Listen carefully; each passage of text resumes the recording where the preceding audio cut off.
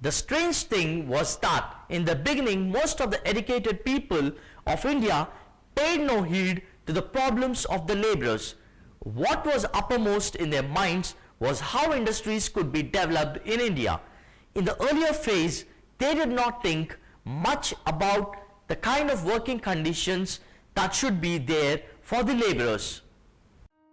In Britain, the factory owners, traders and social workers began to express concern over the conditions of the Indian laborers, which were amazing.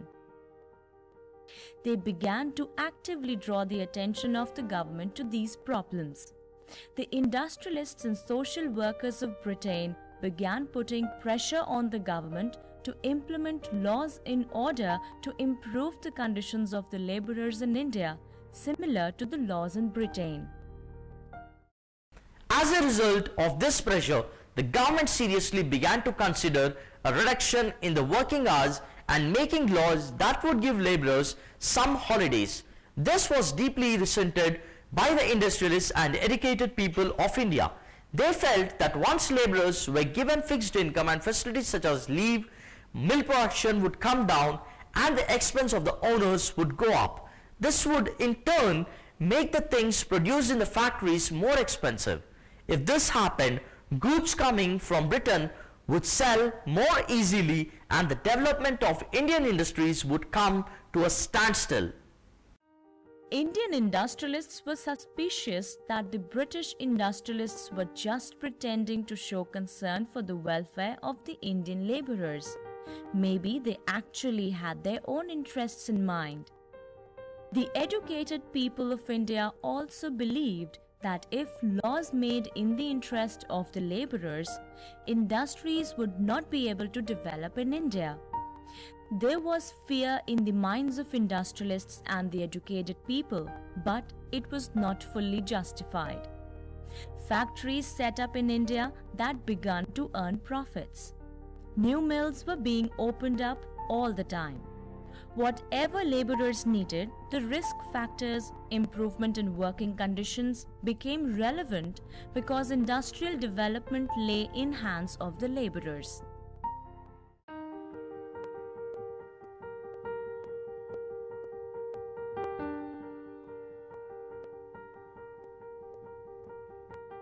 With the time, the problems of the laborers became well known.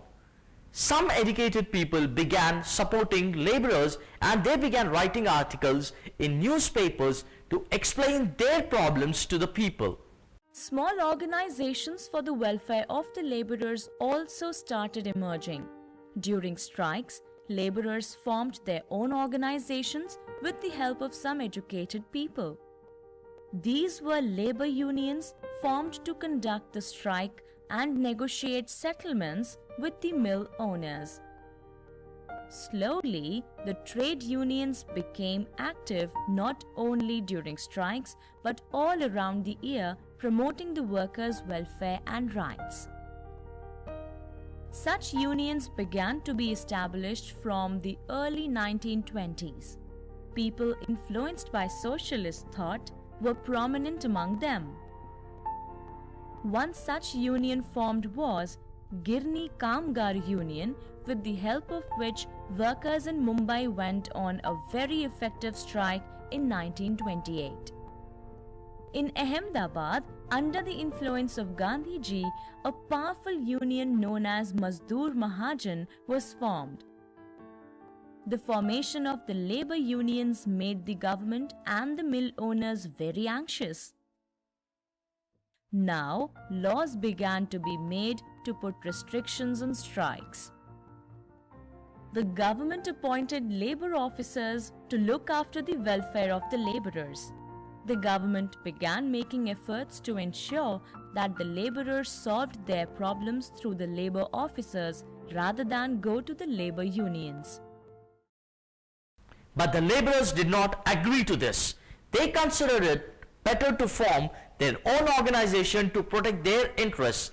In this way, a struggle continued between the laborers on one hand and the government and factory owners on the other, on the question of the right to form unions and the right to go on strike. That is all you need to know about the impact of colonialism in India. I hope you have understood the things I have explained to you in this topic. So children, I am confident that you all would have understood the lesson clearly.